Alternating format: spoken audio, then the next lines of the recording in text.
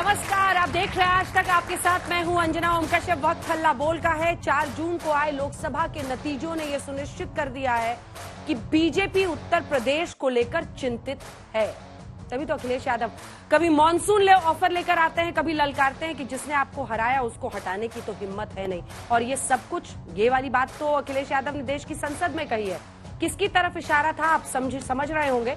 लेकिन इस बीच उत्तर प्रदेश में जो नतीजे आए, बीजेपी की परेशानी वहीं से शुरू हुई है। क्योंकि अगर आप देखें, राम मंदिर में उद्घाटन के बाद बीजेपी को उम्मीद थी कि इस बार बम्पर सीटें उनकी आएंगी, लेकिन वो ऐसे फिसले कि समाजवादी पार्टी ने बहुत अच्छा प्रदर्शन वहां पर कर लिया, कांग्रेस पार्टी ने भी ठीक ठाक प्रदर्शन किया। इंडिया गठबंधन के तौर पर सीट बंटवारे में वो वहां पर लड़ रहे थे। लेकिन ये जो पूरी यूपी की लड़ाई है, इसमें अब नया मोड़ ये आया है कि केशव प्रसाद मौर्य वर्सेस योगी की एक लड़ाई देखी जा रही है। अखिलेश बाबू फिर कूदे और बरसात में उनको एक के से एक चुटकुले करने का मौका मिल रहा है। उन्होंने कह दिया कि ये मौर्य तो अब मोहरा बन गए हैं, ये दिल्ली के वाईफाई के पासवर्ड बन गए हैं। चलिए आज इन तमाम मुद्दों पर चर्चा करेंगे। सबसे पहले तालियों के साथ आप सभी का बहुत बहुत स्वागत हमारे साथ चर्चा में जुटने के लिए। अजय आलोक जी, डॉक्टर अजय आलोक जी, प्रवक्ता बीजेपी के ताल्लुक बहुत सारी वायरल बीमारियां फैली हुई है। दो डॉक्टर साहब आज आए हुए हैं यहाँ पर जिनसे बातचीत करनी है। डॉक्टर आशुतोष वर्मा है, प्रवक्ता समाजवादी पार्टी के, तालियों के साथ स्वागत कीजिए। प्रवक्ता कांग्रेस पार्टी के अनिल यादव जी, तालियों के साथ स्वागत कीजिए। मलुक नागर साहब आरएलडी का पक्ष रखेंगे, नेशनल जनरल सेक्रेटरी आरएलडी के, बहुत बहुत स्वागत है आपका भी। लेकिन आज हम रिपोर्ट आपको दिखाएं उससे पहले कुछ नंबर्स आपके सामने रख रहे हैं, क्योंकि सी वोटर सर्वे के जरिए ये जानने की हमने कोशिश की है कि यूपी की जनता क्या सोचती है। सैंपल साइज छोटा है, लगभग 1580 का, लेकिन मोटे तौर पर आपको समझ में आएगा कि 29 जुलाई से 31 जुलाई, यानी 4 जून को नतीजे आए थे लोकसभा के, 29 जुलाई से लेकर 31 जुलाई जनता क्या कह रही है, किन वजहों से वो मानती है कि बीजेपी को यूपी में नुकसान हुआ। तो सबसे पहला आंकड़ा आपके सामने रख रहे हैं। लोकसभा चुनाव में बीजेपी के प्रदर्शन, जो खराब प्रदर्शन है, उसकी वजह आप क्या मानते हैं। 20.6% लोगों ने कहा अति आत्मविश्वास, ओवर कॉन्फिडेंस। जमीनी हकीकत की जानकारी नहीं थी, ये 14.4% कह रहे हैं। 22% लोग कह रहे हैं गलत उम्मीदवार मैदान में उतारा, पार्टी कार्यकर्ताओं में असंतोष, लगभग 6.5% और 6% कह रहे हैं ये हिंदुत्व राग जो गा रहे थे वो उनके हार की वजह रही है। अगला प्रश्न जो सी वोटर के सर्वे में पूछा गया है, यूपी में बीजेपी के नुकसान का जिम्मेदार कौन है। क्योंकि आप देख रहे हैं ना, फुटबॉल का गेम चल रहा है कि यूपी सरकार की वजह से हुआ, अधिकारियों की वजह से हुआ, ये हुआ वो हुआ। तो राज्य के नेता कहने वाले 28% थे, केंद्रीय नेतृत्व कहने वाले 21.9%, लगभग 22%, और वहीं पर पार्टी संगठन कहने वाले 18.8% लोग। तीसरा सवाल जो हमने पूछा इस सर्वे में, बीजेपी को यूपी में सबसे ज्यादा नुकसान किससे हुआ। इस सवाल के जवाब में संविधान बदलने का आरोप कहने वाले लगभग 23% लोग थे, 23%। वहीं सबसे बड़ा मुद्दा लोगों की नजर में जो बीजेपी को नुकसान पहुंचाने वाला था वो था बेरोजगारी और महंगाई। 49, लगभग आधी आबादी जिसने वोट की बीजेपी के खिलाफ, उनको या जिस भी पक्ष में वो रहे, उनका ये कहना था कि बेरोजगारी, महंगाई, नेताओं और संगठन में राज्य की कमी, ये 10% लोग, सरकार के प्रति नाराजगी लगभग 5%। अब आ जाइए अयोध्या, क्योंकि वहीं पर राम मंदिर का उद्घाटन हुआ था। ओबीसी दलितों, यहां पर हार की वजह लोगों की नजर में क्या है, ओबीसी दलितों में नाराजगी। देखिए, जो अवधेश प्रसाद जीते हैं वो पारसी समाज से वहां पर आते हैं। माना जाता है कि बहुत सारे जो समुदाय थे वो लामबंद हो गए थे वहां पर। लल्लू सिंह जो बीजेपी के उम्मीदवार थे, उनके खिलाफ दिखा नहीं बीजेपी को। अखिलेश का जो पीडीए फॉर्मूला था, इसको लगभग 24% मानते हैं। वहीं स्थानीय स्तर पर नाराजगी लगभग 25% और सरकार के प्रति नाराजगी 13.8%। अगला प्रश्न, क्या बीजेपी में, जो अगला प्रश्न में, योगी को हटाने की तैयारी है। देखिए, योगी फैंस के लिए शायद, क्योंकि बहुत सारे लोग हैं जो उनको पसंद करते हैं, क्या बीजेपी में योगी को हटाने की तैयारी है। 42.3% कह रहे हैं कि हाँ, योगी को हटाने की तैयारी है।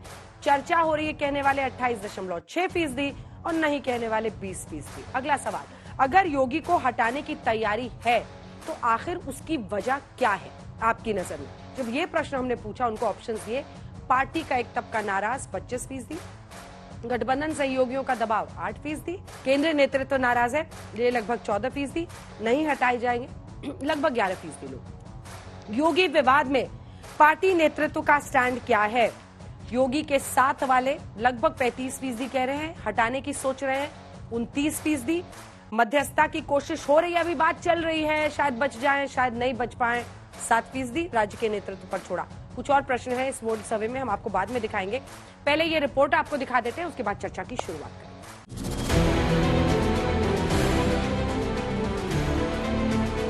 ये केवल राजनीति कर रहे हैं क्योंकि उन्हें विकास नहीं करना है।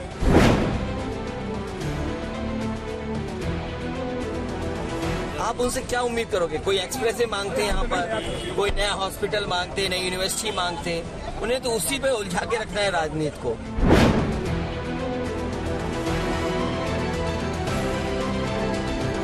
मैं यहाँ नौकरी करने नहीं आया हूं, कतई नहीं। मैं यहाँ पे इस बात के लिए आया हूं कि अगर वो करेगा तो भुगतेगा भी फिर।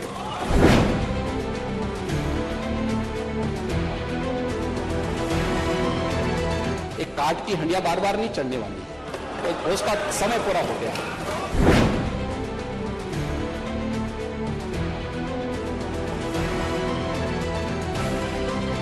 आज जरूरत इस बात की नहीं है कि वो हम लोगों के ऊपर कटाक्ष करें, जरूरत इस बात की है वो खुद इस बात को देखें कि आज उनकी पार्टी के अंदर कितना विरोधाभास पैदा हो रहा है।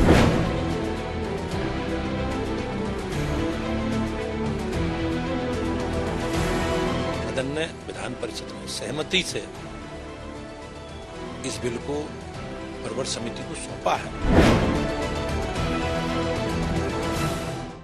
आपने ये पूरी रिपोर्ट देखी। अब अजय आलोक जी, मेरा पहला प्रश्न आपसे यही है कि यूपी में देखिए अभी भी हार के कारणों को समझने की कोशिश आपकी पार्टी कर रही है ना, बार बार वहां के नेताओं को बुलाया जा रहा है, चर्चा हो रही है, क्या समझ में आ रहा है? क्योंकि यहाँ पर तो जनता भी मानती है कि जो लड़ाई आपस में वहां पर छिड़ी हुई थी, कई लोग तो कह रहे हैं योगी बाबू को हटा रहे हैं आप लोग। देखिए अंजना जी, मैं ये कहूंगा कि सारी डिबेट का कंसंट्रेशन है कि भारतीय जनता पार्टी के हार का पोस्टमार्टम कर रहे हैं। इतने सारे कारण आपने बताए जो जनता कह रही है, हम जानते हैं, ये सब कारण मानते भी हैं। अब उस पर हम मंथन कर रहे हैं। सवाल ये नहीं है कि हम क्यों हारे, हम तो ऐसे कह रहे हैं कि योगी जी ने हराया। नहीं, ये नहीं कह रहा हूं मैं कह रहा हूं सवाल ये नहीं कि हारे। जब ताली नेता को तो गाली भी नेता को, ये तो सच्चाई होती है ना। तो बीजेपी को ही सुनना पड़ेगा कि हम क्यों हारे, कोई दूसरा तो हमारे लिए सुनेगा नहीं ना। तो हम बड़े शिष्टता से और बहुत सर झुकाते हुए इस जनादेश को स्वीकार कर रहे हैं और अपनी कमियों पर मंथन कर रहे हैं, उसको मजबूत करेंगे। हम मजबूत हम कर भी लेंगे, क्योंकि मत भूलिए हम वही पार्टी हैं जो 2009 में 10 सीट से 2014 में 72 सीट इसी उत्तर प्रदेश में पहुंचे हैं। तो वापस आप तो 72 पहुंचने का चांस भी बढ़ गया, 33 ही है। हमारे पास 45 सीटें खेलने के लिए 2029 में। ये लोग नहीं समझ रहे हैं, इनका 33 तो कभी नहीं होने वाला दोबारा, वो तय है। क्योंकि इनके जो कलर्स हैं वो जीतने के साथ ही दिखने शुरू हो गए हैं। अयोध्या की बात कर रहे थे, अयोध्या के सांसद अवधेश प्रसाद की आपने बात की, उनके सबसे करीबी सहयोगी परसों ही मोइन खान परसों ही अरेस्ट हुए हैं। क्या आरोप है? 16 साल की नाबालिग अति पिछड़े समाज की एक लड़की के साथ बलात्कार किया। तो ये तो सत्ता में आते हैं तो इनका सत्ता चरित्र दिखने लगता है। अभी आपने बताया कि अखिलेश बाबू बार बार मॉनसून ऑफर लेके चले जा रहे हैं, बार बार कुछ ना कुछ मजा ले रहे हैं, तो वो तो होता है ना। अब देखिए बरसात भी आती है, बरसात योगी जी कह रहे हैं नौकरी करने नहीं आया हूं, मठ चला जाऊंगा, कुछ तो चल रहा है ना, पक रहा है। उन्होंने कभी नहीं कहा मठ चला जाऊंगा, उन्होंने कहा यहाँ नौकरी करने नहीं आए हैं। हाँ। अपनी जिम्मेदारी निभाने आए हैं। समाज और प्रदेश में जो अराजकता करेगा उसको ठीक करने आया, ठीक किया उन्होंने 7 साल। तो ये बात वो अखिलेश जी को थोड़ी सुना रहे हैं, वो आप लोग को सुना रहे हैं। वो हमें नहीं सुना रहे हैं, ये अखिलेश जी बोल रहे हैं कि बोल रहे हैं आगे वालों से, लेकिन कह रहे हैं पीछे वालों को। उनको पीछे रहने की आदत हो गई है तो पीछे ही खाली सुनते हैं। और वैसे भी बरसात में मेढक ज्यादा टर करते हैं, तो इसलिए उतनी चिंता मत कीजिए। आज की तारीख में ये तय है कि योगी मुख्यमंत्री हैं उत्तर प्रदेश के, और उत्तर प्रदेश को बुलंद विकास की ओर ले जा रहे हैं। 1 ट्रिलियन की इकोनॉमी बनने वाला पहला प्रदेश उत्तर प्रदेश हो रहा है। उत्तर प्रदेश में जो इंफ्रास्ट्रक्चर का जाल बिछा, उत्तर प्रदेश जो लॉ एंड ऑर्डर सुधरा, इसी नोएडा में हम बैठे हुए हैं। क्यों कम हुई? 6 बजे के बाद घूम नहीं पाते थे, हर कोई पिस्टल लेके चलता था। आज जरा नोएडा में घूमिए, कोई दिक्कत है? क्यों हुई? फिर सीटें कम हुई। देखिए एक बात बताती हूँ, बीजेपी के अंदर क्या ये चिंता नहीं चल रही है कि अगर उन्हें रखा तो पिछड़ी जातियां छिटक रही हैं, अगर उन्हें हटाया तो शायद उनकी जो एक लोकप्रियता उसको इनकैश नहीं कर पाएंगे? ये तो है ही ना प्रॉब्लम। सबसे पहली बात तो ये समझिए कि योगी जी कोई जातीय आधार पर मुख्यमंत्री नहीं बने। बीजेपी का कोई मुख्यमंत्री जातीय आधार पर नहीं बनता है। योगी जी एक आज की तारीख में अगर उत्तर प्रदेश के मुख्यमंत्री हैं तो किसी जाति के आधार पर नहीं, उनकी स्व स्वीकार्यता जो पूरे प्रदेश और पूरे देश में है, इसमें कोई शक नहीं है। प्रधानमंत्री मोदी के बाद हमारे सबसे पॉपुलर चेहरे हैं वो, कोई शक नहीं है। उत्तर प्रदेश में काहे को बिना मतलब का लड़ाई खोज रहे हैं अखिलेश बाबू? उनको लग रहा है इसी बहाने, और खुला खुला ऑफर देते हैं, मानसून ऑफर किसको दे रहे हैं, क्या दे रहे हैं, क्यों लड़ाई करा रहे हैं? संविधान बचा रहे हैं मानसून ऑफर देके। अंजना जी धन्यवाद। संविधान बचाने और सरकार बचाने की बात अगर भारतीय जनता पार्टी की प्रवक्ता और पार्टी करेगी तो पीछे मुड़ के आपको महाराष्ट्र भी देखना पड़ेगा, आपको मध्य प्रदेश भी देखना पड़ेगा, तो आपसे तो नहीं उम्मीद करते हैं। खैर देखिए, इस बात में कोई सच्चाई हो चाहे ना, आपके सर्वे मैंने देखा कि 42% लोग कह रहे हैं कि हटाया जाएगा और 28% कह रहे हैं, ऐसी चर्चा कर रही है। अगर मोटे तौर पे आपके ही सर्वे को माने, उस 1526 लोगों के सर्वे में, तो 70% कह रहे हैं कि इस बात में दम है। और अगर किसी सर्वे में 70% लोग कुछ कह रहे हैं तो दम तो है ही है। ये तो हमको भी समझ में आ रहा है कि उत्तर प्रदेश में हार हुई है और बहुत तगड़ी हार हुई है। और ये दिल्ली और लखनऊ के बीच में जो जद्दोजहद चल रही है, अगर ये जद्दोजहद नहीं चल रही है तो दोनों डिप्टी सीएम मुख्यमंत्री की मीटिंग में नहीं आते हैं, प्रोटोकॉल है। दोनों डिप्टी सीएम दिल्ली रहते हुए यूपी सदन में जहां मुख्यमंत्री आते भाग जाते हैं, और जब योगी जी दिल्ली पहुंचते हैं तो वो लखनऊ भागते हैं, वो लखनऊ पहुंचते हैं दिल्ली भागते हैं। तो ये आप भी देख रहे हैं, हम भी देख रहे हैं। अब सरकार गिरनी तय है, नहीं गिरनी वो एक अलग बात है, लेकिन कहीं ना कहीं भीषण आग लगी हुई है। वो कब लगेगी, वो कहीं नहीं लगेगी, वो अभी कुछ दिनों में होने वाला है। और ये जो ऑफर दे रहे हैं, क्या होने वाला है जी, क्या क्या होने वाला है? बिल्कुल कुछ ना कुछ तो भारतीय जनता पार्टी तैयारी कर रही है। क्या होता है? जैसे हमको जो लग रहा है, जो आपको लग रहा है 70% लोगों को, वही हमको भी लग रहा है। क्या? मुझे लग रहा है कि मुख्यमंत्री की विदाई तय हो रही है, क्योंकि पिछले 6-7 सालों में केजरीवाल जी और अखिलेश जी को पहले पता चल गया है। नहीं पता, सूत्रों से सबको चलता है अंजना जी। जैसे आपके सूत्र है, वैसे हमारे भी सूत्र हैं। इनकी पार्टी के बारे में कुछ नहीं पता चलता? नहीं पता चल रहा है अभी तक आप बताइए ना, कितने बच्चे, जो राजस्थान के मुख्यमंत्री का नाम कितने बच्चे जानते हैं? जानते हैं सब? तेज है जनता, बहुत तेज है, 70% सही बोलती है। छत्तीसगढ़, अब देखो एक है वो बता रहा है, बाकी बच्चे थोड़े ब्लैंक दिख रहे हैं। मध्य प्रदेश जिनको आता है बस हाथ उठाना है। चलिए, बच्चों को पता है। तो इसका मतलब ये कि जनता जो बोलती है सच बोलती है, और जनता यही बोल रही है कि उत्तर प्रदेश की भारतीय जनता पार्टी में कुछ सही नहीं। एक दिन पहले तक कोई नहीं बता पाया था कौन सीएम बनेगा, इनकी पार्टी का ये बात सही है, किसी को पता नहीं चलता। पिछले 7 सालों में अंजना जी कभी भी हमने मुख्यमंत्री की मुंह से ये आवाज नहीं सुनी कि हमको यहाँ जाना चाहिए था, हम वहां चले जाते, हमको फलाना मिलना था, हम वहां चले जाते। तो कहीं ना कहीं वो हमको नहीं बता रहे हैं, वो बगल में बैठे हुए 2 मुख्यमंत्री और दिल्ली सरकार को सदन के माध्यम से कुछ संदेश देना चाह रहे हैं कि मुझे नौकरी करने नहीं आया हूं।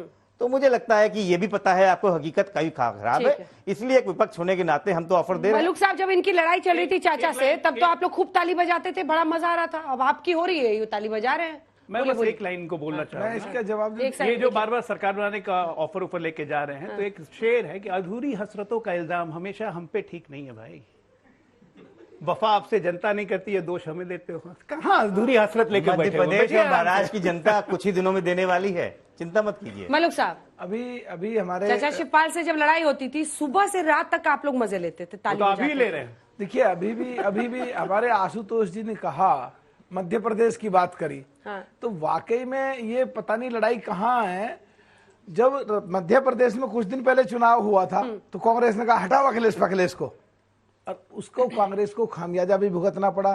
तो लड़ाई इनके अंदर हो रही है, या आज जो देश में राहुल गांधी जी जो कह रहे हैं पिछड़े और दलितों की बात, 60 साल के लिए माफी मांग रहे हैं, तो क्या आने वाले समय में अखिलेश जी प्रधानमंत्री कैंडिडेट बनेंगे और लड़ाई इनके अंदर ज्यादा तेज होगी या कम होगी, तो यही बताएंगे। अच्छा, आप आग लगाने में लग गए। आप वो कह रहे हैं कि अखिलेश बाबू को स्वीकार करेंगे पीएम कैंडिडेट। देखिए, अब कल तक तो यही लोग अखिलेश जी के साथ थे, उसके बाद अब दूसरी जगह आ गए तो अखिलेश जी के लिए 4 तरह की बातें कहने लगे, और अखिलेश जी ने भी हम तो अच्छी बात कह रहे हैं, बुरी बात बोल ही नहीं रहे, अच्छी बात बोल रहे हैं। आप भी अखिलेश जी के लिए अच्छी बात में नहीं बोल रहे, सुन लीजिए यादव साहब, आप भी अच्छी बात बोल लीजिए ना।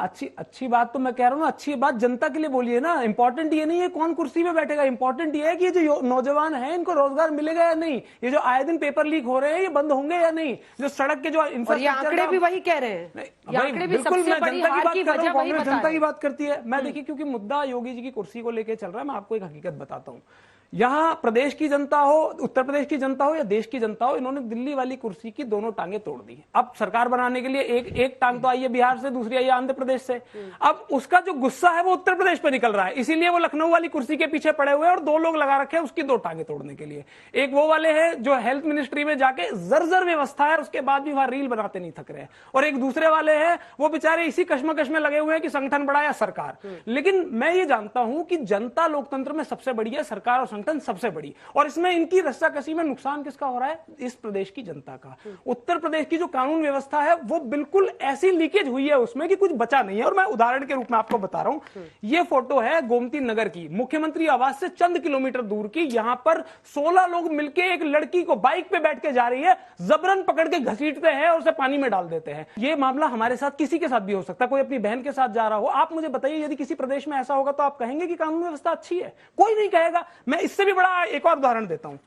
ये सिटिंग एमएलए है, ये इस समय मौजूदा विधायक हैं। इन्होंने सदन में योगी आदित्यनाथ से अपनी सुरक्षा की गुहार लगाई है। इन्होंने कहा है कि मेरे पति को मारने वाले हत्यारे के खिलाफ जो मुकदमा चल रहा है, आपकी सरकार ने वो वापस ले लिया है और कल को मुझे भी मार सकता है। तो जब बताइए सिटिंग एमएलए सुरक्षित नहीं है, वो अपने पति के हत्यारों को न्याय नहीं दिला पा रही, तो हमारी और आपकी हैसियत क्या है? अंजना जी, आप सोचिए, कभी भगवान न करे इन नौजवानों के साथ या हमारे आपके साथ कोई घटना घट जाए तो इस प्रदेश में आपको न्याय नहीं मिलेगा, यदि अगर अपराधी जो है भारतीय जनता पार्टी के साथ है। एक और जवाब दीजिए इस पर, ठीक है? एक और इंसिडेंट वो दिखा रहे हैं, उसके बाद आप जवाब दीजिएगा। बस मैं जवाब दीजिएगा, पीठ खुद थपथपा रहे हैं इस बात 10 सेकंड और दे दीजिए। ये पुलिस की जीप है गाजियाबाद में, इसे जो अपराधी है वो वाला वीडियो तो हमने भी दिखा दिया। मुझे बताइए, सर शर्म से झुक जाता है जिस तरह का व्यवहार उस बच्ची महिला के साथ कर रहे हैं। मतलब बाइक पर सड़क पे आदमी नहीं जा सकता है और वो तेज बाइक भगा भी नहीं पा रहा है क्योंकि वहां पर पानी इतना ज्यादा है। देखिए अंजना जी, निश्चित तौर पे अंजना जी, मैं ये जवाब देना सिर्फ 10 सेकंड, ठीक है पूरा 10 सेकंड चाहता हूं। सबसे दुखद बात इस मामले में क्या हुई कि योगी आदित्यनाथ जी जब विधानसभा में बोलते हैं तो 16 अपराधियों में उन्हें सिर्फ 2 के नाम याद रहते हैं, एक यादव और एक मुसलमान। यदि मुख्यमंत्री इसमें भी धर्म और जाति ढूंढेंगे तो बताइए, अपराधी तो उनके हौसले तो बुलंद होंगे ही, उनको तो संरक्षण मिलेगा ही। इसमें तो मुझे लगता है आलोक भाई को माफी मांगनी चाहिए। जवाब दीजिए। ऐसा है कि ये सही बात है कि ये बहुत शर्मनाक घटना है, इसकी जितनी भी निंदा की जाए कम है। राज्य सरकार कानून व्यवस्था जब बिगड़ती है तो राज्य सरकार का दायित्व होता है कि उस कानून व्यवस्था को ठीक करे। क्या ये 16 को 16 गिरफ्तार नहीं हो गए? सीसीटीवी फुटेज देख इन पे कार्रवाई नहीं हो रही है? इन्हें गुंडा एक्ट में बंद किया गया है कि नहीं? तो अब एक मिनट, हाँ, मैं खत्म करूं। बोलिए पूरा। राज्य सरकार और सुरक्षा व्यवस्था तब ध्वस्त होती है जब रेपिस्ट के बारे में मुख्यमंत्री कहे कि लड़कों से गलती हो जाती है। राज्य सरकार की सुरक्षा व्यवस्था तब ध्वस्त होती है जब आतंकवादियों को जेल से छोड़ दिया जाता है और कोर्ट की लताड़ पे वापस लिया जाता है, उस वक्त मुंह में दही जम जाता है।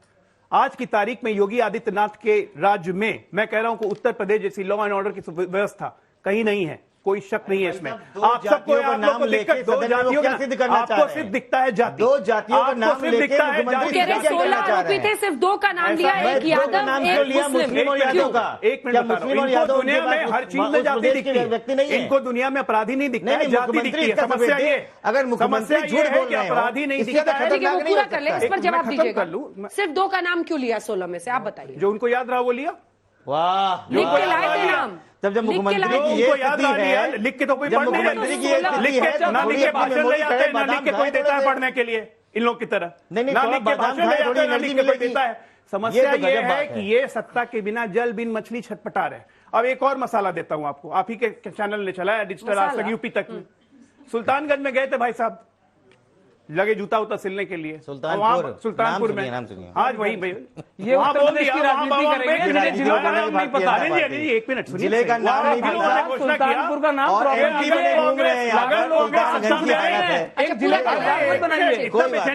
अगर कांग्रेस सत्ता में आई तो मुसलमान को मुख्यमंत्री बनाएंगे। उसके बाद जब समाजवादियों से पूछा गया कि राहुल गांधी कह रहे हैं मुसलमान को मुख्यमंत्री बनाएंगे तो चुप। किसी ने ऐसा नहीं बोला, किसी ने बोला। ये कहाँ की बात है, कहाँ व्हाट्सएप का ज्ञान है, व्हाट्सएप का ज्ञान भ्रमित है, टीवी का ज्ञान, हमारे नौजवान साथियों को भी भ्रमित कर रहे हैं। सुन लीजिए भाई साहब, झगड़े की शुरुआत जो है ना, जनता पार्टी की राष्ट्रीय प्रवक्ता को जिले का नाम नहीं पता और राजनीति वहां की समझा रहे हैं। अस्तित्व बचाने के लिए ये लोग एक तो हो गए, लेकिन सच्चाई है कि 2 प्रजाति कभी एक साथ नहीं रह सकती। में पूरा पर्चा था, ये कह रहे 2 नाम याद रहे, वो पर्चा उठा के उन्होंने नाम गिनवाने शुरू करे और सिर्फ 2 नाम बोले, उस पर्चे में सभी के नाम थे। तो पहला और है कि 4 लोगों की गिरफ्तारी पहले दिन हुई थी, बाकी 12 हुए थे, तो 4 में 2 ही याद रह गए उनको, मुस्लिम और यादव। बाकी विराज साहू और अनिल कुमार वो भूल गए या खा गए। ये कौन राजनीति कर रहा है? AK और अपराधियों की जाति कौन देख रहा है? ये भी तो अपराधियों की जाति आप देख रहे हैं? जाति नहीं देखी जाती है, अपराधी को अपराध के हिसाब से देखा जाता है और उसी के हिसाब से मारा जाता है। तो असल में तरीका ये है कि मठ का रास्ता विकास वहीं से दिख रहा है। विकास दुबे का जब इसलिए एनकाउंटर हुआ था यूपी में तो जाति देख के एनकाउंटर नहीं हुई थी, उस पर इन लोगों ने कुछ नहीं, उस पर तो हाय का वो मचाया। अतीक अहमद का एनकाउंटर, अतीक अहमद की किलिंग हो गई, उसको मर्डर हो गया, जो कि लॉ एंड ऑर्डर का प्रश्न था, तो सबको जाके हाय करने लगे। नहीं, वो कह रहे विकास दुबे का एनकाउंटर हुआ तब तो जात नहीं देखा था। नहीं तो मैं तो कह रहा हूँ जात देखनी भी नहीं चाहिए, लेकिन अगर मुख्यमंत्री खड़े होके और उसी व्याख्या को गोमती नगर में क्या हुआ बता रहा है, कागज खड़े होके, और सिर्फ 2 नाम बता रहा है, तो क्या राजनीति नहीं दिख रही? पूरे देश को पता है कि इसमें ट्रोल हो गए हैं मुख्यमंत्री, पूरे देश को पता है। MY का फैक्टर दिखा रहे हैं वो जानबूझ के। मलिक साहब देखिए, जो संभल के बोलिएगा, आपको तो मुस्लिम वोट चाहिए। देखिए जो अगर देश की बात आती है और जाति जनगणना की बात आती है, घुमाइए तो कुछ और जब जाति पूछ ली जाती है संसद में तो कुछ और जब अपराधियों की बात आती है तो कुछ और। तो क्या ये करना चाहते हैं, क्या कहना चाहते हैं, समझ नहीं आता। खुद कंफ्यूज है और कांग्रेस खुद कंफ्यूज है। 3 साल खाली पड़ी रही, अध्यक्ष ने बनाया कंफ्यूज। इनका नेता सदन लोकसभा में बोलता था जी उनको नहीं चाहिए, आपको तो चाहिए मुस्लिम वोट। MY बोलना ठीक नहीं था। हमारी बिल्कुल चौधरी चरण सिंह जी की विचारधारा है जिस पर माननीय प्रधानमंत्री काम कर रहे हैं। हम सेकुलर लोग हैं, सेकुलर की पार्टी है, और हम हमेशा देश के साथ और देश के लोगों के साथ जाति से ऊपर उठ के, जाति और धर्म से ऊपर उठ के बिल्कुल नहीं, सही बात है। उसको गलत किया, बोलिए गलत किया योगी आदित्यनाथ जी। बीजेपी की सीटें क्यों कम हुई? अंजना जी, बीजेपी की सीटें क्यों कम हुई, आप समझाइए आपकी नजर में। अभी जो कल शो चलाश में देखा, कांग्रेस का प्रवक्ता जो अपने आपको प्रोफेसर कहते हैं, अभी बाबा अंबेडकर साहब के खिलाफ बोल करके गया है। अरे यहाँ तो बाबा जी गलत बोल रहे हैं भाई, बाबा अम्बेडकर की बात छोड़िए, यहाँ बाबा मुख्यमंत्री गलत बोल रहे हैं। अरे आप बोलिए ना, आप क्या आप मुस्लिमों की हित की इतनी भी रक्षा नहीं कर पाएंगे? इस देश में अल्पसंख्यकों की कोई रक्षा नहीं कर सकती। अरल्ली बता दे, अरल्ली अगर राजनीति करना चाहती है तो मुस्लिमों को किनारे कर दे कि बाबा ने बिल्कुल ठीक किया, सही बात, बिल्कुल ठीक किया कि मुस्लिमों को टारगेट करना चाहिए। चाह रहे हैं, हिम्मत जुटा रहे हैं, थोड़ा टाइम लगता है ना। बोलिए। चौधरी चरण सिंह के वंशज हैं आप, चौधरी चरण सिंह जी की विचारधारा से समाजवादी पार्टी की उत्पत्ति हुई। चौधरी चरण सिंह जी, चौधरी चरण सिंह जी हमेशा उनकी विचारधारा से, और हमारी पार्टी सब जाति धर्मों को देख करके सबके हितों की रक्षा करते हैं। और हम अपराधी किसी भी जाति का हो, अपराधियों के 100% खिलाफ हैं। अगर कैसे जवाब देंगे उसका? अगर चौधरी साहब जीवित होते तो मैं इनसे पूछना चाहता हूं कि वो योगी आदित्यनाथ जी के इस स्टेटमेंट को गलत बताते या सही, हाँ या ना?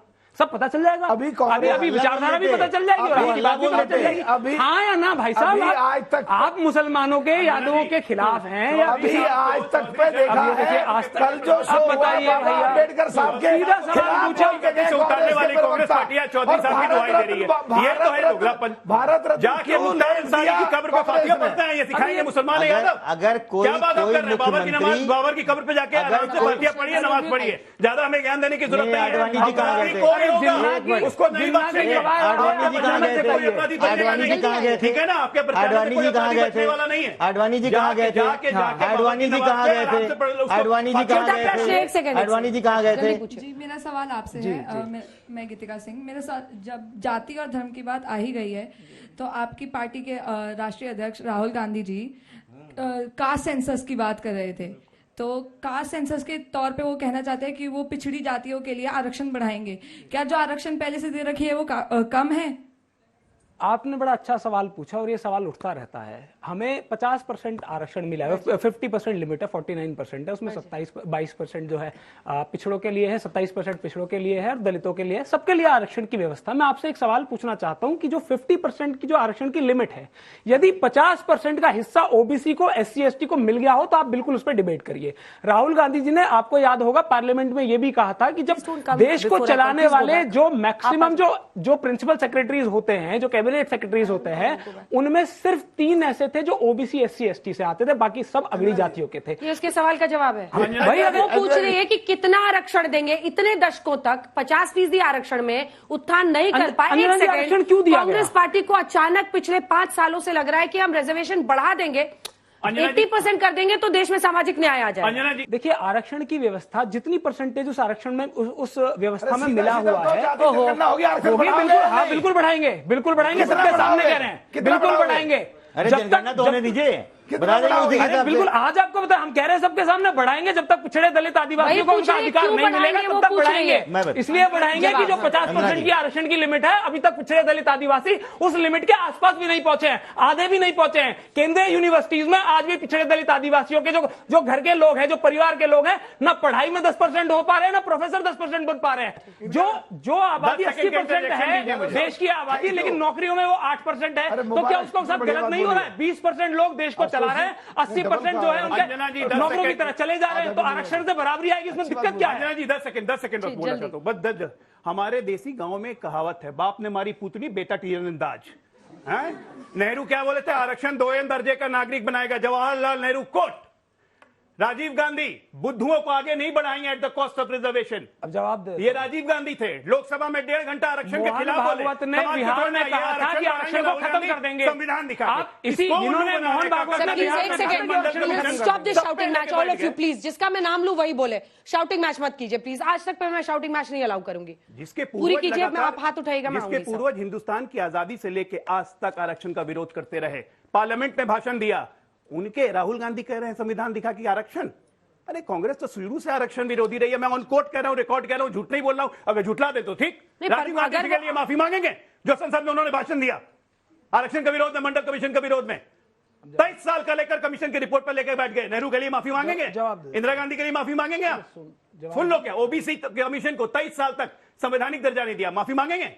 जवाब दीजिए। झूठ मत कर, गोल गोल बात मैं करते जवाब हैं। दे देता हूँ। देखिए मैंने तो इनको सीधा सीधा नाम बताया। बिहार के चुनाव में मोहन भागवत ने कहा कि अरे आरक्षण बिहार के खत्म चुनाव होना में चाहिए। नेहरू जी सुन की लीजिए, बात कर रहा हूं, सुन राजीव लीजिए ना, गांधी की अब बात कर रहा वो हूं। कौन है? मोहन राहुल भागवत कौन गांधी है? की कोई बात नहीं कर है रहा क्या? हूं। आप कह दीजिए कि अरे उनका बयान हमारे लिए मायने नहीं रखता। नहीं, कहिए कि मोहन भागवत का बयान हमारे लिए मायने नहीं रखता। मैं दोबारा नाम नहीं लूंगा। कहिए, चलिए अगला प्रश्न अगला प्रश्न तो बोलिए। अरे सुन लीजिए ना, आपसे है सवाल, पूछिए। मैम मेरा प्रश्न बीजेपी प्रवक्ता से। सर 2017 में जब आप उत्तर प्रदेश में सत्ता में आए थे तो आपका मेन मुद्दा था कानून व्यवस्था, लेकिन उसके बाद हमने हाथरस कांड देखा, बीएचयू भी देखा और अभी गोमती नगर भी।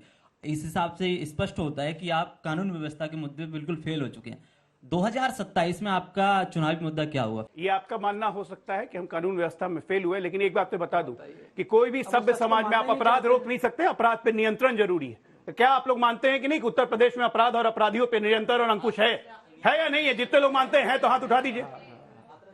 तो इसीलिए 1-2 व्यवस्था को लेके पूरे व्यवस्था पर, लॉ एंड ऑर्डर पर सवाल उठाना ठीक नहीं है। और 27 में भी हमारा मुद्दा यही रहेगा, बुलडोजर रहेगा और बुलडोजर चलेगा। तो बुलडोजर 24 में क्यों नहीं चल पाया?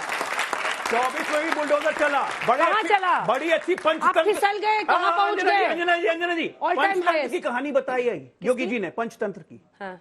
ठीक है ना, कि बकरी का बच्चा लेके कैसे जा रहा था, 4 ठगों ने कैसे ठगा कि ये हाथ में कुत्ते का बच्चा, हाथ में कुत्ते का बच्चा, हाथ में कुत्ते का बच्चा, तंग आके उस आदमी ने बकरी का बच्चा दे दिया।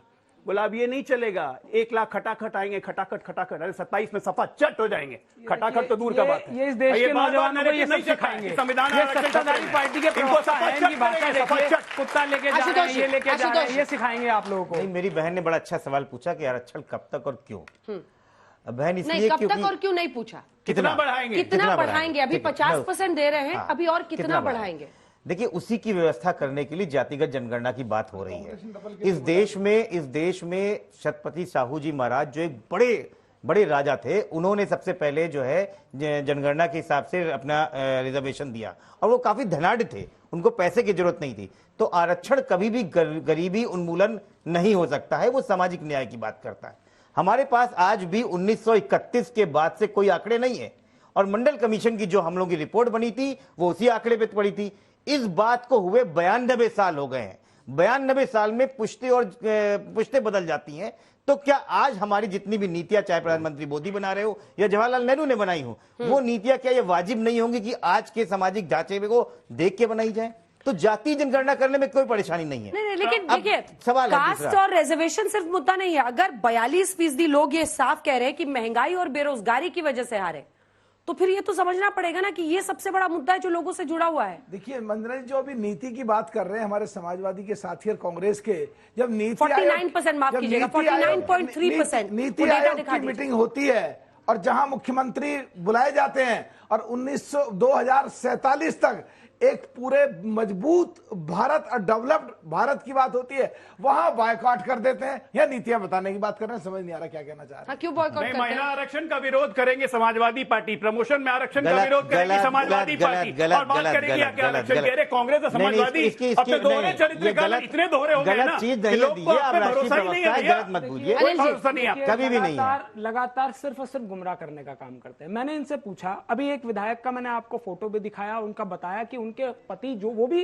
सिटिंग एमएलए थे उस टाइम पे, उनके हत्यारे को सरकार आज छोड़ रही है। उस महिला ने 17 साल मुकदमा लड़के सजा दिलाई, सरकार ने वो मुकदमा वापस ले लिया और आज उसको रिहा कर दिया गया है। तो जब अपराधियों के साथ सरकार खड़ी हुई है तो कैसे न्याय मिलेगा? मेरे नौजवान साथी ने बिल्कुल सही कहा, बीएचयू की जो घटना थी अंजना जी, 60 दिन तक उस पर एफआईआर नहीं लिखी गई थी। क्या कारण था? कि जो वो जो अपराधी थे वो भारतीय जनता पार्टी की आईटी सेल से। बाबा का बुलडोजर कहीं ऐसा तो नहीं किया। देखिए पिछली बार रिकॉर्ड बनाया, दूसरी बार सत्ता में आए, लेकिन क्या ये बातें जो तमाम महिलाओं के खिलाफ अपराध वाला, पहले आप लोग घमंड करते थे ना इस बात में कि चाहे वो हाथरस हो, ऐसी तमाम जगह जो कि बहुत मिसाल बनी, वहां आप जीत गए। लेकिन सवाल ये कि इस बार तो आप कई जगहों पर हारे ना, आप अयोध्या मतलब फैजाबाद सीट आप हार गए। देखिए तो क्या वजह रही है, क्या समझ में आ रहा है? अंजना जी, सबसे पहली बात तो बता दें, संजय निषाद कह रहे हैं अधिकारी सुनते नहीं। हमारी नीतियां बड़ी स्पष्ट हैं। हम वो लोग नहीं हैं कि जाके वो बोलेंगे कुछ और करेंगे कुछ। लॉ एंड ऑर्डर को इलेक्शन से हम वोट के मुद्दा बना के नहीं जोड़ते हैं, ये एक परसेप्शन का विषय है। उत्तर प्रदेश में लॉ एंड ऑर्डर को लेकर जो परसेप्शन है योगी आदित्यनाथ के बाद आने के बाद, वो कहीं से खत्म नहीं हुआ है। हम वो नहीं है जो ओसामा को ओसामा जी बोलेंगे और बाटला हाउस एनकाउंटर पे आंखों में आंसू ले आएंगे। हम वो नहीं है। ये चरित्र कांग्रेस पार्टी का है, हमारा नहीं है। अगर कोई भी अपराध, गंभीर अपराध होगा, उस पर गंभीर कार्रवाई होगी, कठोरतम कार्रवाई होगी, चाहे कोई रहे। इनके कहने से या बाकी के कहने से लॉ एंड ऑर्डर खराब नहीं होता है। सपा के राज में क्या लॉ एंड ऑर्डर थी मुझे बताने की जरूरत नहीं है। जब कोई पुलिस वाला कोई 2 थप्पड़ मार के चला जाता था और पुलिस वाला बेचारा चुपचाप बैठा रहता था, ये लॉ एंड ऑर्डर है। आज जरा पुलिस वाले को सरकार थी, योगी सरकार, हिम्मत है इनके। लखीमपुर की 5 विधानसभा समाजवादी पार्टी हारी थी और ये जीते थे। लखीमपुर भी जीते, हाथरस भी जीते। हमने हराया तो ये उस समय पीठ ठोकते थे कि हम जीत गए। हाथरस में आप, उन्नाव में कुलदीप सेंगर की सीट आप जीत गए, आपने कहा हम यहाँ जीत गए क्योंकि जनता साथ है। आज आप हार गए हैं तो आज जनता साथ नहीं, तो आप नहीं मानेंगे। अयोध्या भी हारे हैं भाई, एक मिनट, गलतफहमी की दुनिया से आप लोग बाहर निकल जाइए। नहीं, हम नहीं। 293 अभी हमारा नंबर है, हम पूर्ण बहुमत से सरकार केंद्र में चला रहे हैं।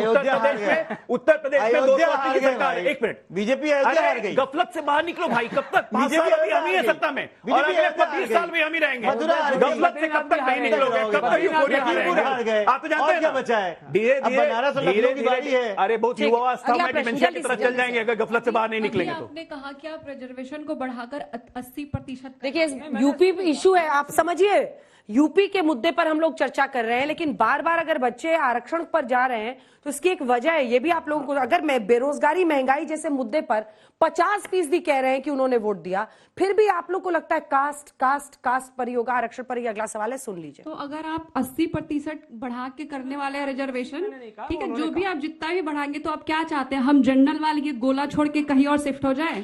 हर एक कॉम्पिटिटिव एग्जाम में जितना भी कंपटीशन वाला एग्जाम होता है, फॉर्म भी भरने का हम जनरल वालों से चार्ज ज्यादा लिया जाता है, रिजर्वेशन वालों से कम। ऐसा नहीं होता है कि हम जनरल वाले मेहनत कम करते हैं और रिजर्वेशन वाले ज्यादा करते हैं। हम स्टूडेंट हैं, पढ़ते हैं, मेहनत उतना ही करते हैं। तो आप लोग को ऐसा नहीं लगता कि ये सब हम जनरल वालों के साथ अत्याचार हो रहा है? इसके लिए भी कुछ करना चाहिए। हर चीज हम जनरल वाले क्यों भुगते हैं? मेरी बहन, कभी आप उस पीड़ा के बारे में सोच भी नहीं सकते। कभी आप गांव में कभी किसी की बारात जाती है ना, और सिर्फ वो जाति से दलित होता है और इसलिए उसे उठा के नीचे पटक दिया जाता है। कोई गरीब ब्राह्मण हो या गरीब ठाकुर हो, उसके साथ नहीं होता। लेकिन कोई कितना भी अमीर ओबीसी हो या अमीर SC ST हो, उसके साथ ये होता है। और ये जो है ना, ये जनरल वालों ने ही किया। देश में औरतों को भी जलाया जाता है, पर औरतों के लिए रिजर्वेशन नहीं करते। अंजना जी, एक बात, जिंदा इस देश में औरतों को रुलाया जाता है। घर की 4 दीवारियों में बेटी के मुंह से अनाज छीना जाता है, शिक्षा का उस अधिकार उससे छीना जाता है। तब आपको ऐसा कोई अधिकार नहीं दिखता उन औरतों का। अरे सुनिए साहब, तो पंचायत में भी महिलाओं के लिए आरक्षण लाए भाई, राजीव गांधी जी की देन थी। हम तो लगातार उसके लिए काम कर रहे हैं। सुनिए, क्योंकि वो एक वोट बैंक नहीं थी। आजादी के बाद से इतने दशकों तक आपने महिलाओं के लिए, बच्चियों के लिए आरक्षण की बात सोची तक नहीं। क्यों? क्योंकि वो वोट बैंक नहीं थी। जहां जहां आपको वोट दिखता है वहां आप लोग आरक्षण की बात करते हैं। अंजना जी एक बात, और आज भी इतने दशकों बाद जो ये कांग्रेस पार्टी को ज्ञान आया है, सबको पता है कि अचानक मंडल कमीशन नहीं लागू करने वाली कांग्रेस पार्टी जाति के आधार पर आरक्षण को 80% तक ले जाने की बात क्यों कर रही है, सबको समझ में आ रहा है। अंजना जी एक मैं छोटा सा सवाल आपसे बच्चियों के लिए क्यों नहीं किया आरक्षण? मैं आपसे पिछड़ी नहीं थी, उनको घरों में पढ़ने का अधिकार नहीं मिल रहा था, उनको दहेज के लिए जिंदा जलाया जाता है, क्यों नहीं उनकी बात की? आप जाति को लिंग से जोड़ रही हैं। लिंग नहीं है, लिंग अलग है। पिछड़ों की बात आप सुन लीजिए ना, पिछड़े दलितों की बात हो रही है ना। नहीं, आप दो बातों में मत करिए, मुझे नहीं है ये। देखिए अंजना जी, अंजना जी पार्लियामेंट की बात है, अंजना जी पार्लियामेंट की बात है। बार बार बीच में बोलते हैं। सांसद जी पहले आप बोल लीजिए, फिर मैं बोल लूंगा। देखिए ये महत्वपूर्ण मुद्दा है, मुझे लगता है कि सिर्फ 10 सेकंड चाहता हूं। 1 मिनट के लिए बोलवा दो। अपने आप ही बोलिए, मैं इनको पूरा समय दे रहा हूं, लेकिन उसके बाद मुझे मिलेगा। मैं आपकी बात का जवाब देना चाहता हूँ। कोई जवाब नहीं, मैं जवाब देना चाहता हूँ। आप 1 मिनट बस खेलिए आप लोग। 2004 से 2014 तक महिला आरक्षण बिल ये लेके आए और इन्होंने सरकार तो चलाई पर वो पास नहीं करा, ठंडे बस्ते में डाले रखा। समाजवादी पार्टी ने सपोर्ट करा, आपने इम्प्लीमेंट कर दिया। महिलाओं के भी विरोधी थे। आपको जानकारी नहीं है, आपको जानकारी नहीं है किसने सपोर्ट किया। मैं जवाब देता हूँ। अब हो गई इनकी बात। क्यों बदला? अंजना जी ये बहुत गलत बात है। अंजना जी मुझे 10 सेकंड जवाब देने दीजिए। अंजना जी मैं सिर्फ एक छोटा सा आपसे सवाल पूछना। अरे भैया, आपने कौन सा महिलाओं को शैक्षणिक संस्थाओं में आरक्षण पर कुछ किया? किसी पार्टी ने नहीं किया। सब गुनहगार हैं, सब गुनहगार हैं। अगर आप लोगों ने जातियों के साथ बच्चियों को शुरू से ही आरक्षण इस तरह का दिया होता तो आज बराबरी पा चुके होते। जब आए हमने महिलाओं को आगे बढ़ाया। अरे आप लोगों को वोट बैंक चाहिए, चाहे वो कौन बोलेगा सवाल पूछे? जल्दी आइए, जल्दी आइए, कमेंट करना चाहूंगा। बोलिए। मंडल आयोग की जो 40 सिफारिशें थी, उस सिफारिशों में से अभी सिर्फ 2 सिफारिश हैं। हम कहते हैं सारी सिफारिशें लागू हो जाए। उसमें महिला का वर्गीकरण पिछड़ों की तरह के ही से किया गया और यही मांग है। और यही नेताजी ने कहा था, हम महिला के विरोध कुछ नहीं है, किसी ने कुछ किया नहीं। नहीं, बिल्कुल मत बोलिए इस पे, जितना कम बोलिएगा उतनी इज्जत बचेगी। किसी ने नहीं सोचा आजादी के वक्त से कि लड़कियों को आरक्षण दिया जाए कॉलेजेस में। किसी ने सुनिश्चित नहीं किया कि लड़कियां कॉलेजों में पहुंचे। रिप्रेजेंटेशन होना चाहिए, ये हमारी लड़ाई है। हमने ही जाके पंचायत चुनाव में रिजर्वेशन दिया। क्या कर रही थी भारतीय जनता पार्टी? हमने ही दिया, मत बोलिए। बिल्कुल दिया। पंचायत चुनाव में अगर उत्तर प्रदेश में रिजर्वेशन है तो महिलाओं को समाजवादी पार्टी की देन है। मेरा जो सवाल है वो सारी सरकारों से और खासकर बीजेपी से भी है। सर, हमारे आदरणीय प्रधानमंत्री नरेंद्र मोदी कहते हैं कि 2047 तक हम भारत को विकसित भारत बनाएंगे। साथ में और सारे आप आरक्षण की भी बात करते हैं। अगर जनगणना नहीं होगी, जाति जनगणना नहीं होगी, आप पॉलिसीज कैसे बनाएंगे? जब तक हमको पूरा डेटा नहीं पता लगेगा कि देश में कितनी पिछड़ी जातियां हैं, कौन कौन सी जातियां हैं, कितने लोग हैं, कितना मुस्लिम सिख ईसाई कितने लोग हैं, तो आप पॉलिसीज कैसे बनाएंगे? उसको आगे कैसे बढ़ाएंगे आप? फिर हमारा देश विकसित भारत कैसे बनेगा? बहुत बढ़िया। देखिए 2021 का सेंसस क्यों नहीं करा रहे आप लोग? कोविड खत्म हुए जमाना हो गया। अंजना जी, तीसरी बार सरकार आ गई आपकी। आप बिल्कुल सही कह रही हैं। अब एक मिनट मैं जवाब देता हूं। आप बिल्कुल सही कह रही हैं। और एक बात है कि सेंसस बिल्कुल होगा और अब तो होना मजबूरी भी है। डिलिमिटेशन करना है, पार्लियामेंट की संख्या बढ़ानी है, तो ये सेंसस भी होगा ही होगा। रोहिणी कमीशन की रिपोर्ट ऑलरेडी प्रेसिडेंट के पास चली गई है। बिल्कुल होगा। सरकार अपने समय पर फैसला लेगी। अब तो नई सरकार है, 5 साल का कार्यकाल है, बिल्कुल होगा। और मैं बता दूं एक बात, 250 मुख्यमंत्री कांग्रेस पार्टी आज तक बना चुकी है। पिछड़ा अति पिछड़ा की बात कर रहे हैं, उस 250 में आप लोग सब गूगल चेक कर लीजिएगा, 15% भी पिछड़ा और अति पिछड़ा कभी नहीं बनाया इन्होंने। 5 राष्ट्रपति बनाए, 5 राष्ट्रपति इनका कार्यकाल में बने, 5 में से 3 राष्ट्रपति मुसलमान। कभी इनको ST SC का ख्याल नहीं आता है, पिछड़ा का ख्याल नहीं आता है। ठीक है, 2-3 और इनके एक लाइन और खत्म करके बोलूंगा। राजीव गांधी फाउंडेशन तो आपके घर का है ना, ये इतने पिछड़े हैं भाई साहब, ये दोगलापन है। सर, मेरा क्वेश्चन अपोजिशन से है। सर, आपने लॉ एंड ऑर्डर के बारे में बात की और कास्ट के बारे में फिर से इस बारे में बात होने लगी है। सर, मैं प्रयागराज से हूँ, जहाँ पे अतीक अहमद वहाँ पे उनका माफिया राज बहुत चल रहा था। तो वहां पर आपने लॉ एंड ऑर्डर की बात की। तो सर योगी जी की ही सरकार में अतीक अहमद, विकास दुबे, ये सारे जो जितने भी माफिया थे इन्हीं की सरकार में ये जेल पे पहुंचे हैं। और सर मेरे ही रिलेटिव जो है वो विकास दुबे के ही होम टाउन से थे। वहां पर ये नैरेटिव फैलाया जा रहा था कि वो क्योंकि उन्होंने एक ब्राह्मण माफिया को मारा है तो वो ब्राह्मण के खिलाफ। मैं आपको क्लियर कर देता हूँ, अपराधी की हमारे हिसाब से कोई जाति नहीं होती, वो अपराधी अपराधी होता है। जो लोग इस बात को कहते हैं हम उनके साथ नहीं है, चाहे वो कोई हो। जब अखिलेश जी और राहुल जी एक पत्रकार की जात पूछते हैं, अरे प्लीज सवाल बच्चों का होने दीजिए, बहुत दूर से आते हैं। जब अखिलेश जी और राहुल जी पत्रकारों की जात पूछते हैं तब वो जाति, और जब दूसरा पूछे तो गाली, और जब आप जातिगत जनगणना की बात कर ही रहे हैं तो जाति बताने में दिक्कत क्या है? पुराने जमाने में क्या होता था? नहीं, जब हिंदू ही नहीं है तो जाति कहाँ से बताएंगे? आप सबका विश्लेषण करते रहे। कांग्रेस पार्टी ने कर दीजिए, आप सर्टिफिकेट देंगे क्या? आप राहुल गांधी को सर्टिफिकेट देंगे? प्रूफ कर दीजिए राहुल गांधी हिंदू है। मैं कहने लगूं मुसलमान है तो ये मुझे प्रूफ करके दिखाएंगे कि मैं मुसलमान नहीं हूँ। मुसलमान है तो ये क्या प्रूफ करके दिखाएंगे कि मैं मुसलमान नहीं हूँ? कीजिए, राहुल गांधी के जाति और धर्म से देश का कोई लेना देना नहीं। अरे घटिया बात नहीं है। अंजना जी मुझे एक बात बताइए, जाति पूछना और तंज आप बता दीजिए जाति अलग बात है। अरे आप ही बता दीजिए राहुल गांधी की जाति। क्या कहा गया राहुल गांधी से? अरे आप बता दीजिए ना कि तुम्हारी जात का पता नहीं, तुम कैसे जाति जनगणना की बात कर रहे हो? ये सब पता है कब कहा जाता था? ये अगले पिछड़े और दलितों को कहते थे। उसके बाद अखिलेश बाबू क्या बोले? अब आप मेरी तुमने जाति कैसे पूछी? तुमने जाति कैसे पूछी? अखिलेश बाबू भी पूछ रहे थे जाति। बिल्कुल मैं उसका सवाल मेरे एक बात जिस प्रकार से समझ गए, जिस प्रकार से आप समझ गए, दर्शकों को भी तो पता अरे पीड़ा है, क्या करिएगा? एक मिनट, जिस प्रकार से अनुराग ठाकुर प्लीज जिस प्रकार से अनुराग, मैं आपसे रिक्वेस्ट कर रही हूँ, प्लीज मर्यादित भाषा बोलिए। किसी की जाति और धर्म निकालकर हंसकर आप बड़े नहीं हो। मुझे लगता है कि अंजना जी जिस प्रकार से एक पूर्व मंत्री, सीनियर मंत्री खड़े होकर ये पूछे कि तुम्हारी जाति का पता नहीं है और तुम क्या करोगे? पत्रकार के साथ क्या कर रहे थे? मतलब पत्रकार बिल्कुल ठीक, मैं उस पर भी आ रहा हूँ। अखिलेश जी ने जो पूछा, मिश्रा नहीं, हाँ नहीं किया, हाँ नहीं कहा।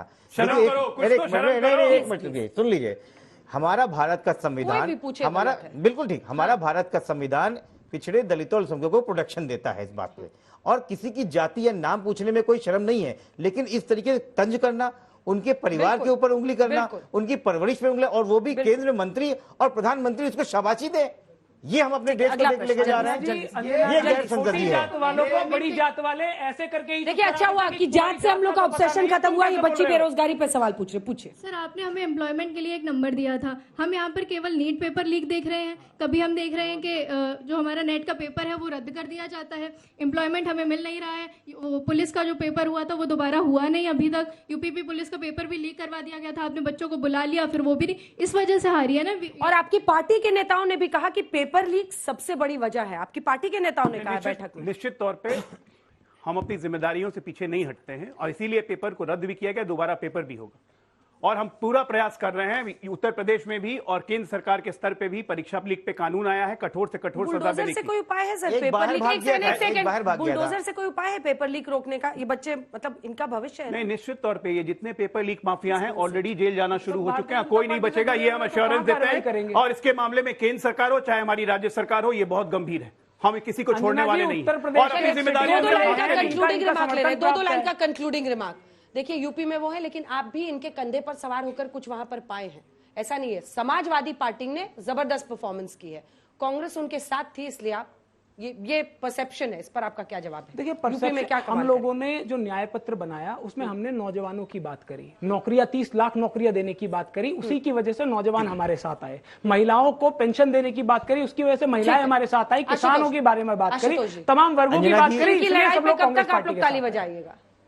नहीं अंजना जी, जब तक हमारी लड़ाई चलती रहेगी और जो भी दल हमारे साथ में आएगा, हमारी विचारधारा के साथ में, सामाजिक न्याय के साथ में, हम उसका स्वागत करते हैं। हम तो अपनी दाहिनी तरफ और बाईं तरफ दोनों लोग कहते हैं कि सामाजिक न्याय की लड़ाई लड़ो हमारे साथ, और इन भारतीय जनता पार्टी मनुवादियों को समझाओ कि इस देश में आपका जो सिस्टम है वो फेल हो गया है, ये लीक कर रहा है बुरी तरीके से, चाहे वो पेपर लीक हो और चाहे 18,000 करोड़ की बनी हुई संसद हो, दोनों लीक कर गई हैं। जाति की दरारें बढ़ गई हैं यूपी में, ये रिजल्ट्स बता रहे हैं, क्योंकि दलित जो पिछली बार 19 में गए थे वो अब छिटक के उधर जा रहे हैं। मेरा प्रश्न आपसे ये है कि जब जब जाति की दरारें बढ़ती है, बीजेपी एक्सेलरेटर दबाती है हिंदुत्व पर, कहां तक जाएगा? देखिए, जातियों की बाबा अंबेडकर साहब ने जो व्यवस्था करी जब से अब तक, और जो माननीय प्रधानमंत्री ने कहा कि इतने दलित, इतने मिनिस्टर बनाए, इतने पिछड़े बनाए, खत्म कर रहा हूं बस, तो ये उनकी नकल करके 60 साल के लिए माफी मांग रहे हैं। ये किसी की जाति पूछो तो ठीक, और इनकी कोई जाति पूछे तो ये नाराज होते हैं। ये बिल्कुल बताया था भाई कैबिनेट की जाति, योगी वर्सेस मौर्य में लोग एक जाति की भी प्रधानमंत्री ने अपनी कैबिनेट की जाति बताई थी। ऐसा है अंजना जी, योगी भी हैं, मोदी भी हैं, यही जोड़ी बनी रहेगी, कोई कंफ्यूजन नहीं। और दूसरी बात, एक बात और, एक गाना था बहुत फेमस, गाली हुजूर की तो लगती दुआओं जैसी, हम दुआ भी दें तो लगे है गाली, कोई इनको जाति पूछे तो इनको गाली लगती है। तालियों के साथ आप सभी का बहुत बहुत धन्यवाद। अल्लाह बोल में हमारे साथ जुड़ने के लिए। देश दुनिया की बाकी खबरों के लिए आप देखते रहिए आज तक।